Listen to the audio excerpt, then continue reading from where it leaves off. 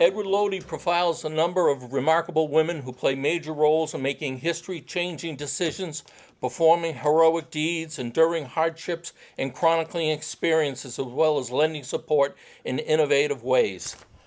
Mr. Lodi has written or edited more than 30 books, many of them on the 17th century New England history. Titles include The Women in King Philip's War, Ghosts from King Philip's War, Who, When, Where in King Philip's War.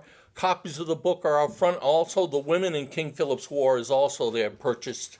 You can also buy that book also. He's received a BA and an MA degree in English literature from Boston University and at the Massachusetts Maritime Academy. Mr. Lodi. Thank you. Thank you, Eric. First of all, I want to thank Chris and the Historical Society for inviting me to speak this evening.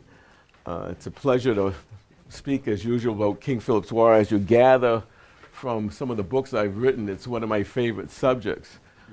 Now, I brought with me my crowd control, so if anyone gets out of hand, I can deal with them. No, actually, I use this as an icebreaker, just to introduce the subject rather than as a headbreaker. But this is a replica of a war club that's now in the Fruitlands Museum in the town of Harvard. It supposedly belonged to King Philip. Now, there's no evidence that King Philip ever owned a war club, and it probably was not his war club, but it would have belonged to a prominent warrior of the time, probably a leader. Incidentally, there's another similar war club that is purportedly King Philip's in the Western Reserve Historical Society Museum in Cleveland, Ohio. So even though we have no evidence that King Philip actually ever owned a war club, he may have had two. He may have been a two-fisted warrior. But they both are authentic war clubs from the era, from the 17th century Eastern woodland Indians from this area. Now, this is a replica. I actually had an Indian fashion this for me, but to make things easier for him, he made it out of pine. An actual war club would have been made from the root burl of probably an elm or a similar hardwood, a very hard wood. The person who fashioned the club would have obtained the wood from probably an exposed root on a riverbank. It would have been composed of one piece. It would have followed the grain so that it would have been extremely sturdy, wouldn't break. And they would have used it as in war, as obviously to strike people on the head. Now you'll notice that there's shells inlaid in it. This would be wampum. There are white shells and purple shells. The white is from probably winkles or snails and conchs, as you will, and the purple ones are from quahogs. Now you may think of wampum as being a medium of exchange, as a unit of money, but that didn't occur until the Dutch in New York decided that because there was a shortage of coinage in the New World, that they would make wampum, which was highly valued by the Indians, into a medium of exchange. But prior to that, it was used for ceremonial purposes mostly. So this is the war club. I won't use it, I promise, unless someone really gets nasty.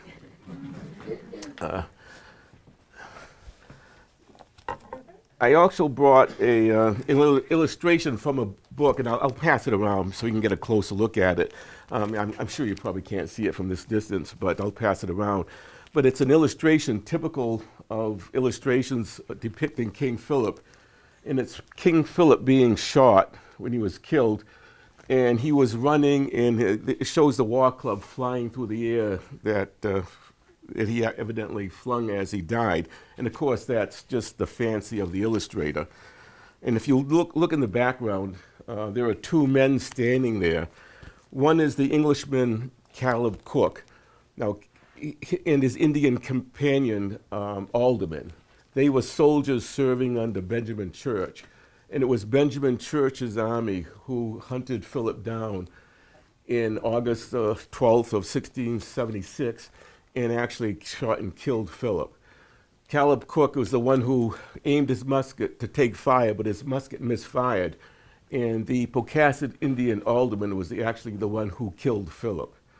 And as a reward, he was given Philip's severed hand, and he preserved it in a bucket of rum, and he would show it to people for a penny or for a drink or what have you. So he got some mileage out of it. Sort of a macabre subject, but if you want to just pass that around, just as a matter of interest to introduce the subject. Now, whenever I talk about King Philip's War, I really don't know how much to dwell on the history of the war because I'm not sure how familiar people are with it. And I do want to talk about women in King Philip's War. So what I'll do is try to give a very brief overview of what we're talking about. And if you have any questions, feel free to ask them because I'm sure it'll be of interest to others. And I don't want to take anything for granted. But we're talking about the period 1675, 1676, and also 1677. The war ended in southern New England in 1676, but it continued another full year in northern New England through most of 1677. What was King Philip's War? King Philip's War was an uprising of the New England Indians with the intention of driving the English settlers out of New England. It was a war of extermination in that sense. They wanted to just drive the English out, kill as many as they could, and get rid of them, and restore their homeland to a semblance of what it had been before the European usurpers arrived. Philip was a Wampanoag. He was the leader of the Wampanoag coalition. He was actually a Pokanoket Indian, but the Pokanockets lived in the area around what's now Mount Hope, Rhode Island. That's where he had his headquarters. He was the son of Massasoit. If you recall your Pilgrim history, Massasoit was the Indian, the great Sachem, who greeted the Pilgrims in 1621. The Pilgrims, of course, landed in 1620. Only half of them survived the winter. In the spring of 1621, half of them had died. The remaining half of the Pilgrims were sick, starving, demoralized, when all of a sudden Indians appeared, two of them speaking English, and saved them from starvation and almost certain death. And it was Massasoit, Philip's father, who befriended the Pilgrims. And actually the Pilgrims and Massasoit signed a peace treaty in 1621 that really lasted roughly another 50 years. There was peace between the Wampanoags and the Pilgrims for 50 years. Unfortunately, times changed, and by Philip's time, Massasoit's son, the English had, of course, they kept on coming over to New England. The Indians felt that their way of life was being destroyed. The English kept on seizing land under one pretext or another. Many of them they considered legal. It's doubtful whether it really was legal or not, but the effect was that the Indians felt themselves being hemmed in so that they had very little land in which to hunt or to farm. At the same time, the English were Christianizing many Indians. They were converting them to Christianity. And whenever an Indian converted to Christianity, they no longer owed allegiance to the Sachem. So the Indians felt that not only was their way of life being destroyed, but their very being was being destroyed, their way of life. Any questions on that? Just a general overlook of what was going on. Indians come to speak English. Two of them could speak English? Yeah, how did two of the Indians that greeted the Pilgrims speak English? Samoset was actually an Algonquin, an Abenaki Indian from Maine. And he had learned English from the fishermen in the fishing camps in Maine. Prior to 1620, the Europeans had been coming over, of course, since the 1500s. And fishing off the coast of Maine, and some of them set up camps. So Samoset learned English in Maine. How he came to be in this area, we really don't know, but he was now living among the Wampanoags. The other Indian was Tisquantum, familiarly known as Squanto. You may have heard of Squanto. He was actually an Indian who had lived in the village where the Plymouth now is.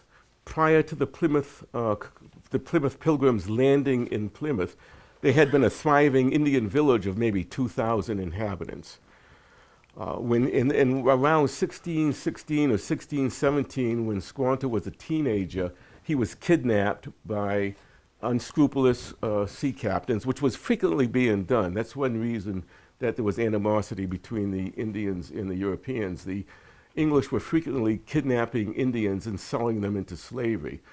And Squanto was one of these. As a teenager, he was brought back. He was sold into slavery in Spain. Somehow, he made his way to England and lived in an English family, with an English family, still as a servant. And he ended up in Newfoundland, at the English colony in Newfoundland. And he actually went back and forth from Europe and Newfoundland several times until he was able to escape and return home. Unfortunately, when he returned home, he found the village had disappeared because around 1618 there was a devastating epidemic.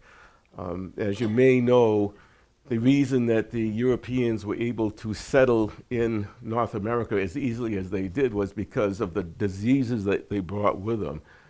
Smallpox, measles, even the common cold. The Indians had no resistance to these diseases. And we know that there was a major epidemic around 1618 along the coast of New England from Maine all the way to Rhode Island. And it's estimated that roughly 90% of the Indians living in the area died from the disease. The Pilgrims mention walking through the woods and coming across villages where there were just skeletons lying on the ground because no survivors were able to bury the dead.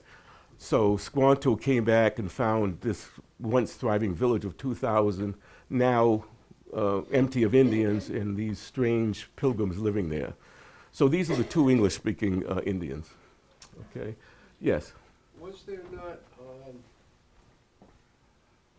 punitive action taken against the Indians sometime in the 1640s? I seem to remember that there was... Well, the major war prior to King Philip's War was the Pequot War in 1637. Yes. Yeah, I just written a book a couple of years ago on the Pequot War.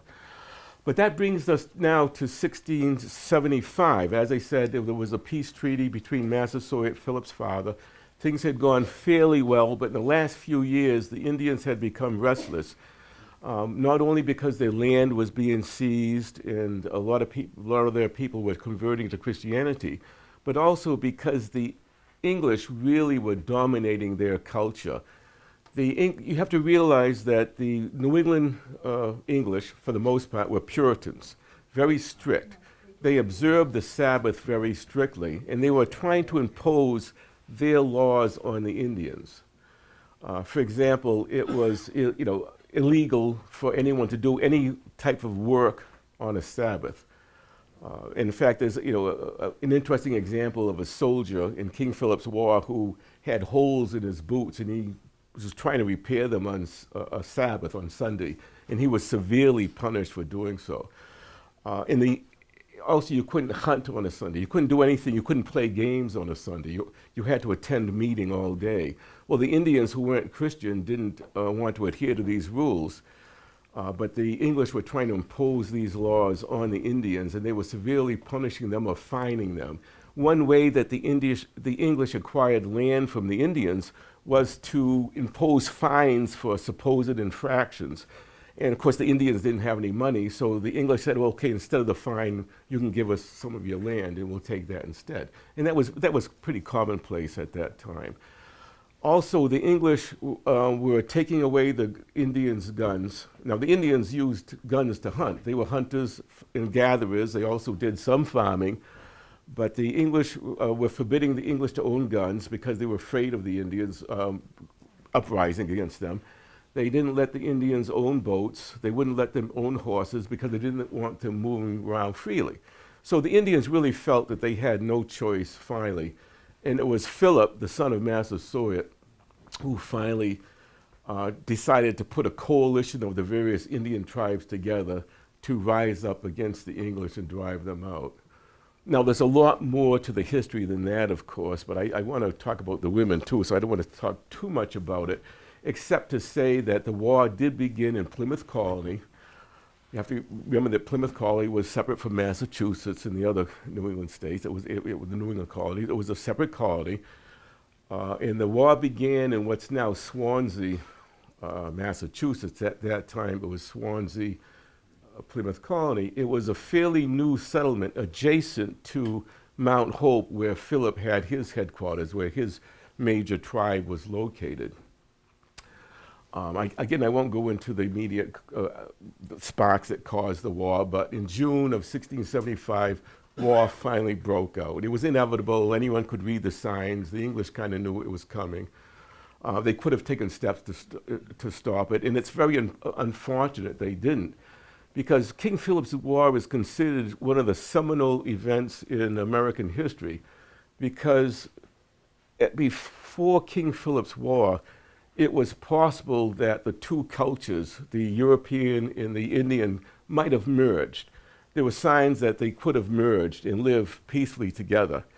But King Philip's War put an end to that forever, and it really set the pattern for the way that the English and the Americans after them would treat Indians as they expanded westward. In King Philip's War, it was a total war. Both sides killed indiscriminately men, women, and children. Both sides committed atrocities, massacres. The English, of course, won the war, or we might be in a different culture at this time. And they were very vindictive against the Indians. They hunted many down and massacred them, and I'll talk about that a little bit later when I talk about Creapin, a Squaw Sachem. They executed hundreds of Indians. Boston Common, for example, was an execution ground for weeks and even months after the war. They were hanging Indians there, shooting them. Newport, Rhode Island was another area where they conducted a lot of executions. And then they sold hundreds of Indians into slavery, mostly foreign slavery. They sold them to the West Indies as much as they could. Now, the West Indian plantation owners didn't really want Indian slaves because the Indians didn't make good slaves, especially the warriors. The plantation owners didn't want trained warriors working on their plantations. So they were sold throughout the world. Some were sold in Spain, some in Morocco. We know that a group of Indians ended up in the Azores. So these Indians were dispersed all over, and very few of them ever were able to make it back to New England. And many other hundreds, and if we're probably talking more about thousands than actual hundreds, but many more hundreds or thousands fled New England entirely. A lot of the southern New England Indians fled to Maine and joined the Abenakis. Many fled to Canada. In fact, the French and Indian Wars, in which the French had many Indian allies, many of their Indian allies were either Indians who had fled New England in King Philip's War or their descendants. They carried this bitter memory of the way they were treated for generations. And so many of the Indians that fought against the English in the French and Indian Wars were descendants of refugees from King Philip's War. Other Indians fled to New York, and we know that some New England Indians made it as far as the Midwest. Not in great numbers, of course. But the point is that they were really almost annihilated or decimated. The Indians that remained were either servants or they were under the subjugation of the English. And they gradually just either died from diseases or they melded into the population. They passed for European or they intermarried with Europeans. So any questions on that? Okay, just one other word on the tribes involved. I mentioned the Wampanoags. That was in June. In July, the Nipmucks joined in the uprising. So, and also that brought in Massachusetts because the first attack by the Nipmucks was in Mendon, which was a small settlement in Massachusetts. So now it wasn't only Plymouth Colony fighting the war, but Massachusetts Bay Colony was also involved in the war. And Connecticut also brought in many troops too to fight. And then many of the tribes along the Connecticut River Valley revolted or rebelled against the English. For example, the Pocumtucks, the Agawams. The Agawams, for example, attacked Springfield. And finally, on December 19th, the English invaded Rhode Island. Rhode Island wasn't part of the war at the time, and they went in with the largest army ever assembled in New England at that time, about 1,000 Englishmen and roughly 200 Indian allies. And they attacked a Narragansett fortress in what's now South Kingston, or South Kingstown, Rhode Island. And that's probably the greatest battle ever fought in New England. It was a bloody battle. The English suffered great losses, but of course the Indians suffered even more badly. And finally, after quite a few hours of battle, the English were able to take the fort. And what they did is they burned all the wigwams inside that were full of women and children and older men. Not only Narragansett women and children, but also the Wampanoag women and children that the Narragansetts were giving refuge to. So it was a great massacre of, we know that hundreds, we don't know the actual numbers. Some say as many as 800 women and children died. We don't know if that's the figure, or it might have been 500, but certainly hundreds of women and children died in the war. And of course, that brought the Narragansetts into the conflict. So essentially, you have all these Indian tribes fighting the English. The Mohegans in Connecticut fought on the side of the English, and they played a significant role in the war. The Mohegan troops fought in this area. They fought in Plymouth Colony on the side of the English, as well as did the Niantics and the Pequots. They also fought on the side of the English. So any questions on that before I get to the women, which you want to talk about? This is women in King Philip's War, right? Yes. Was there, what Mayflower Pact anything to do with this? Pardon me? The Mayflower Pact?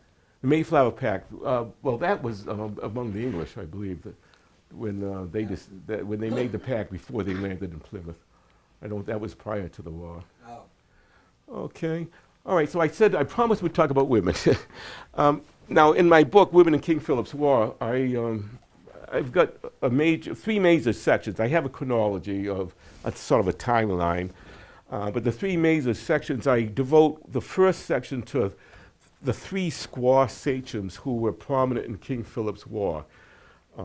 These were women who were sachems or chiefs of their tribe.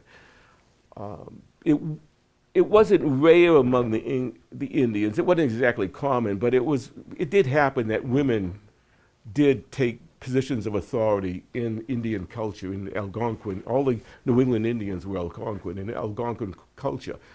Now, in contrast to the English, in the English society, not only in England, but of course in New England, women had very little rights. They couldn't own property.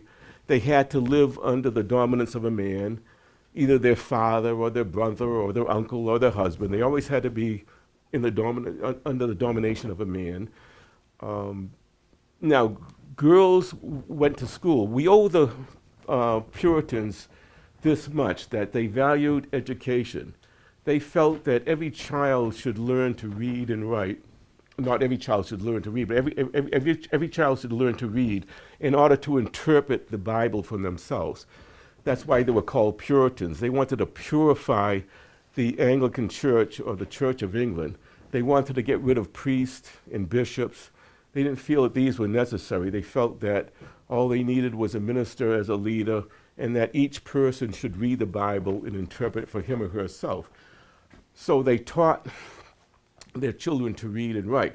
The boys were taught to read and write. The girls were taught just to read but not to write. And I mention this because it'll be important when we talk about Mary Rowlandson.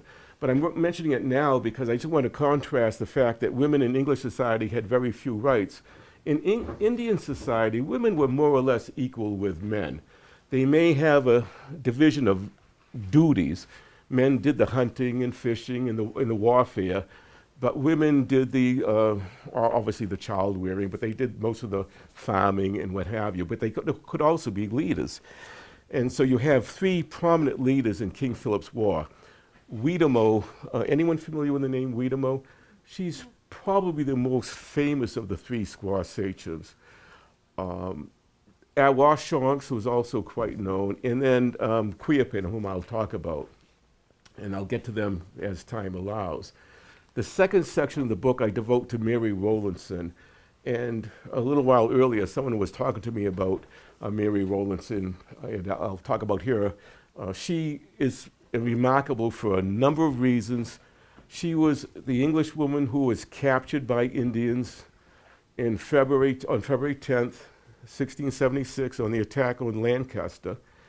She spent 11 and a half weeks in captivity under almost unbelievably harsh conditions, was actually redeemed, or as we would say, was ransomed for 20 pounds, set free, and wrote a book about her experiences.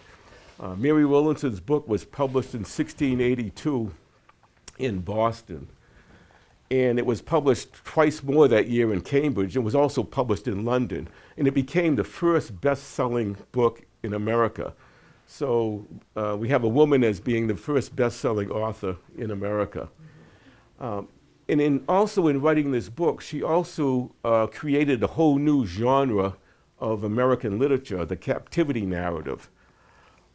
Because she wrote such a best-selling book about her captivity by the Indians, future captives of Indians throughout the next couple of hundred years who survived their ordeal often wrote books that also became bestsellers or certainly did well. So we credit her with creating the subgenre of the captivity narrative in American literature. And I really want to talk about Mary Rowlandson quite a bit because I devoted about a third of the book to her, a very remarkable woman.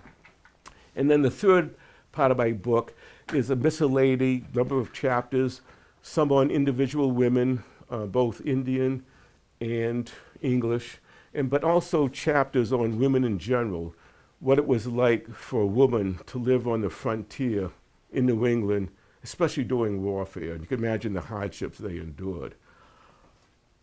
So that's the way the book is set up. Any questions on that, or any questions? Anything? I know some of you are getting a little warm. It's a little warm in here. I know I'm adding and contributing to the hot air. I'll try not to do it too much, but I do want to talk about, let me talk about Weedamo first of all. Weedamo was squaw sachem of the Pocasset Indians. She had about 300 warriors under her command, which in today's terms doesn't sound like much, but in 1675 was a considerable number of warriors, considering the population at that time. She was Philip's brother-in-law twice over. She had been married to Philip's older brother, Alexander. He had died in 1662, so she was no longer married to him, but she was Philip's brother-in-law in that sense. And her younger sister, Wutakanuski, was married to Philip. So her sister was Philip's wife. She was also the daughter of Corbitant. Corbitant was a sachem that was prominent when the Pilgrims arrived. And unlike Massasoit, who wanted to befriend the Pilgrims, Corbitant wanted to destroy them. He wanted to annihilate the Pilgrims. He wasn't able to because Massasoit was his leader and forbade it, but as history turned out, Corbitant was right. He was afraid that the English would eventually dominate New England and destroy Indian culture, and he proved right. But Weedamo was his daughter. Okay. Was she part of the Ossipee tribe? No, she was a Pocasset. Pocasset Indians. The Pocassets lived in the area that's now Fall River and Tiverton, Rhode Island, that area there. She joined Philip at the very outbreak of the war. I'd like to talk about her for a little bit for a couple of reasons. She probably met Josiah Winslow's wife, Penelope Winslow, and I devote a short chapter to Penelope. Josiah Winslow was the governor of Plymouth Colony, and Penelope Winslow was married to him. And it's probable that the two women met at one point back in 1662. But I really want to talk about Weedamo because she knew Mary Rowlandson quite well. She was Mary Rowlandson's mistress when Mary Rowlandson was captured and made a slave. So she, in fact, she attempted to kill Mary a couple of times when she was enraged by Mary Rowlandson. So these women that I'm talking about, some of them did meet one another. She came to an unfortunate end. Now, I want to emphasize, first of all, that when we talk about Squaw Sachems, we have to realize that these were leaders of their tribes, and they had to be remarkable women, because it was more general for a man to lead the tribe, even in Indian society. Now, when we talk about Sachems, these are the leaders of the tribe. They did not have absolute power. They had a great deal of power. I mean, they could condemn someone to death if need be.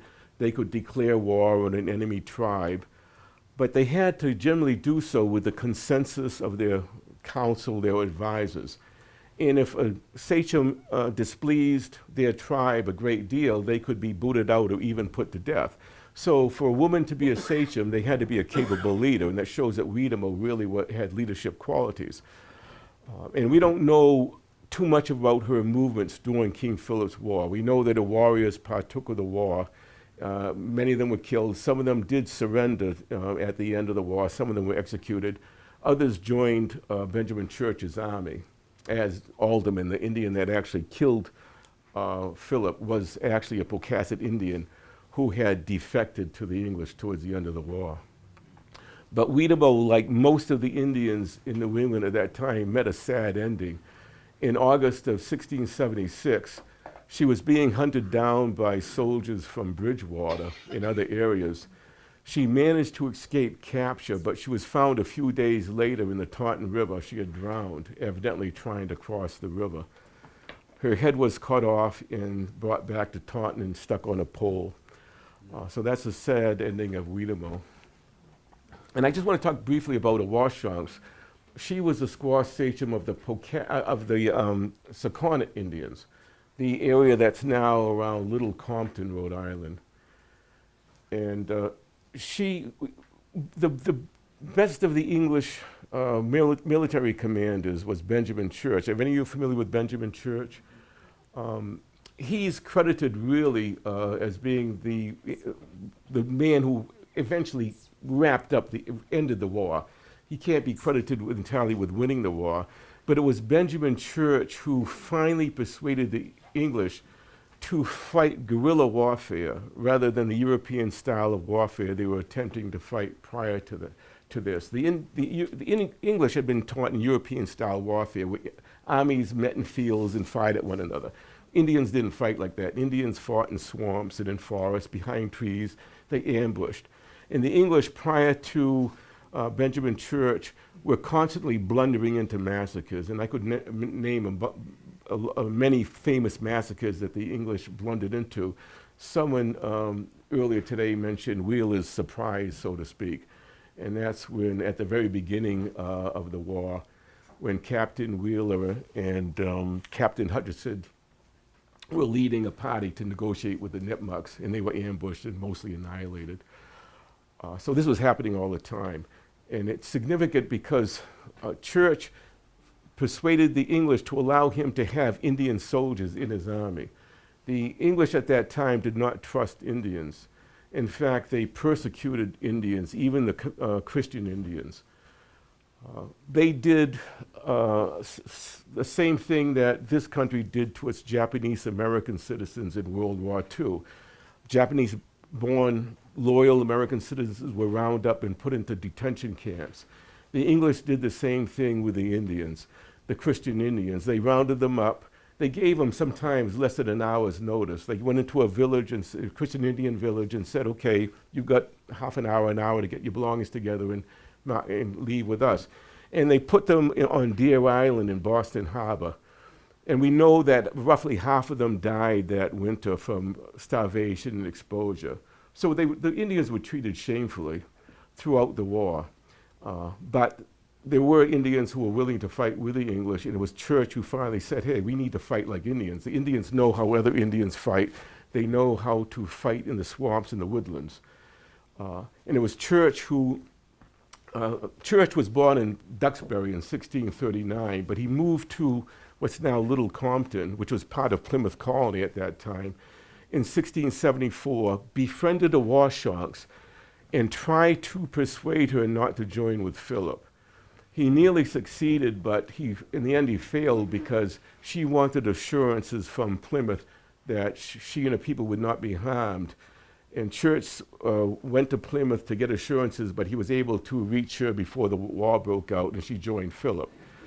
Now, she's the only one of the Squaw Sachems who survived the war, because a year later, Church was able to persuade her to surrender with the remnants of her warriors. She probably had about 100 warriors at that time. The rest had probably been killed or captured. And many of her warriors did join up with Church. My latest book is Benjamin Church and King William's War, which was the first French and Indian War. And many of his Indian soldiers in King William's War were Indians that had joined his army in King Philip's War. I just mentioned that in passing. But a lot of them were Washoes, former warriors. So she survived the war because she surrendered. Unfortunately, we don't know the fate of the Washoes. The English really weren't interested in Indians except as possible enemies. So they didn't keep records on Indians. They didn't write about Indians that much. We know that Washoes was alive in 1683 because she, her son Peter, and her daughter Betty were arrested and put on trial in Plymouth for infanticide. Betty had given birth to a so-called illegitimate child. Now, under Indian law, there was no such thing as an illegitimate child. The woman just gave birth to a child. Of course, under the Puritans, were strict Puritans, and that was a terrible crime right in itself to have a child out of wedlock. Evidently, the child died in infancy, and Betty and her mother and her brother buried the child. Under English law, if you buried an illegitimate child without notifying the authorities, then you were perforce guilty of infanticide. So the three of them were put on trial. Fortunately, they were acquitted of infanticide. Betty was convicted of, found guilty of fornication. But that's fornication, but that's the end of what we know. We know nothing else about a Washoe. She just disappears into history. And if you read about her more fully, I've only given a really brief sketch of her leadership abilities, you realize that she really was a remarkable woman and deserved a better fate than that. And then the final Squaw Sachem I'll talk about before I move on to Mary Rowlandson is Quiapin. Quiapin was a Squaw Sachem of the Narragansetts. The Narragansetts had 6 major sachems, and she was one of them. And ironically, she herself was not a Narragansett. She was a Niantic, an Eastern Niantic Indian. But she had married a sachem of the Narragansetts. He died in 1651. But evidently, she had great leadership qualities because she became sachem after that. And that was not customary. Among the Indians, the sachemship was not hereditary, but it often passed to the eldest son. Sometimes it would pass to a nephew, not necessarily, but it seldom passed to a woman. But in these cases, so these 3 women had to be extraordinary. Quiapin joined, when the Narragansetts joined Philip against the English, Quiapin took part with her people. At the end of the war, when the English were finally victorious and they were wiping out the Indians, she and about 200 of her followers attempted to surrender in Rhode Island. This was on July 2nd, 1676, in Smithfield, Rhode Island. But instead, they were massacred by the English and their Mohegan and other Indian allies. We know that close to 200, if not more, were killed outright. Not one of the Englishmen were killed or the allies because the Indians obviously put up no resistance. They were just attempting to surrender. But this is typical of the way the English were treating the Indians at the end of the war. They were just trying to exterminate them, and those Indians that attempted to flee, they hunted down and what have you. So those are the 3 Squaw Sachems. Any questions? Okay, well, let's move on to Mary Rowlandson before we put you to sleep. Uh, I know it's hot in here, and I realize, and the seats probably aren't. Well, the seats look pretty comfortable. uh, not too comfortable, right? We can always stand up and walk around like I do. But Mary, as I said, Mary Rowlandson is remarkable for having written the first best-selling book in America about her captivity. In 1676, Lancaster was a frontier town. It had always been sort of on the frontier, but by February of 1676, all the other towns beyond Lancaster had been destroyed. I mean, Brookfield had been destroyed a year before. Northfield was destroyed. Springfield had been destroyed. Other towns like Hadley and Hatfield had been attacked. Deerfield had been destroyed. So all these towns were destroyed. So Lancaster was now on the frontier, vulnerable to attack. Ironically, Mary Rowlandson's husband, who was the minister and therefore the most prominent member of the community, and of course we're talking about Puritans, so the minister was the most prominent member of the community, he and Mary's brother-in-law and some other men had gone to Boston to seek assistance. They were asking for troops to be stationed in Lancaster because they were fearful of attack. While they were gone, about 400 Indians under the leadership of Quinnapin, not Quiapin, but Quinnapin, he was a Narragansett Sachem. They attacked Lancaster. There were 6 garrison houses in Lancaster. The only one that fell was the Rowlandson garrison. There were 37 people in the garrison. 12 of them were killed outright. 1 managed to escape, and the other 24 were taken into captivity, Mary and her 3 children among them. Now, she has a vivid description in her book of the attack and the horrendous sights that she saw.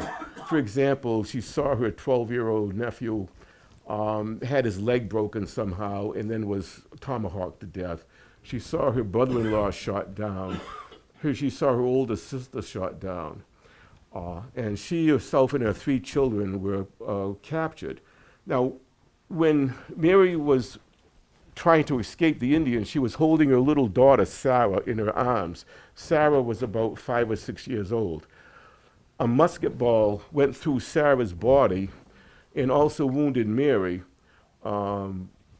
Sarah was wounded, as Mary describes, in the bowels and also in the hand. The musket ball evidently went through the little child's bowels into her hand and wounded Mary too. But Mary doesn't dwell on her own wounds. But it took the little girl 9 days to die. That's how, so she went through a lot of suffering. Again, I want to emphasize this is February 10th in the wintertime in Lancaster. And we also know from history that 17th century New England was undergoing a mini ice age at the time. The winters were much colder than they are now, even before global warming. It had been a very severe winter. The Indians immediately after taking Lancaster and taking the captives away, they immediately began to retreat into the wilderness. Mary divides her book into 21 chapters, which she calls removes. Every time they moved to another camp, she started a new chapter. So she actually moved 21 times in her 11 and a half weeks. In the first week, she had virtually nothing to eat. She said hardly anything. The Indians themselves were starving. And of course, she had her little girl who was dying on her hands. She had to sleep for the most part on the open ground. This is in February. She didn't have any blankets or anything. So she endured a great deal of hardship. And this went on for most of her captivity as the Indians fled they actually went as far as Vermont and then it ended up in Wachusett. So she has a very vivid description in her book, which I've recreated in my own book. Now, being a Puritan, Mary's book has a lot of religious material in it. She'll go on for 2 pages talking about God's glory and the fact that she was saved and all this. And she repeatedly does that. And to the modern reader, it might get a little tedious. So what I've done in my books is taken the more interesting parts where she talks about her ordeal and where she describes her interactions with the other Indians. And I think it makes for a little bit more interesting reading. Now, during this time, she was separated from her two children. Her son Joseph was about 12. He was taken with another group of Indians, and her daughter Mary was about 10, and she was taken with another group of Indians. Also, many of her nieces and nephews and another one of her sisters were captive, and they went off with other Indians. So she was constantly on the move. She even describes at one point having to crawl on her hands and knees up a hill, up a mountain. And she talks about all the hardships. And I want to read just a little passage in here. She's constantly talking about starving and how at the very beginning there were things that she wouldn't even consider eating, but afterwards she did eat. And she describes how the Indians survived, and she herself partook of this food. They would pick up old bones and cut them in pieces at the joints. And if they were full of worms and maggots, they would scald them over the fire to make the vermin come out, and then boil them and drink up the liquor, and then beat the great ends of them in a mortar and so eat them. They would eat horses' guts and ears and all sorts of wild birds, which they could catch. Also bear, venison, beavers, tortoise, frogs, squirrels, dogs, skunks, rattlesnakes, yea, the very bark of trees. And she goes on describing the food that she was compelled to eat. Now, given the fact that her little daughter had been so horribly murdered and she had been abducted and what have you, she does attempt to to paint a fairly fair picture of the Indians. Of course, she's bitter throughout the book at the treatment that she received. And she talks about a lot of cruelties that she experienced as a result of the Indians. For example, I said that she had been Weedamo's slave, and Weedamo used to beat her and even attempted to kill her a few times in a rage. So she wasn't treated well. And oftentimes she would try to seek warmth in a wigwam. And sometimes the Indians would allow her to stay there, sometimes they wouldn't. And she describes one instance where an Indian threw ashes in her eyes and almost blinded her.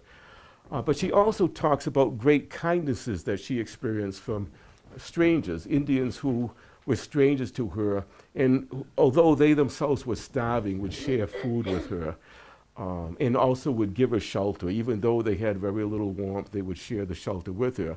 So it is good in one respect that she does frequently talk about the humanity shown by the Indians, who the English were considering savages at that time. She actually met Philip. Philip was encamped in Massachusetts. She actually had a number of conversations with Philip. They didn't become friends, obviously, but she became acquainted with him. She didn't really dislike Philip. She actually made a shirt for his son.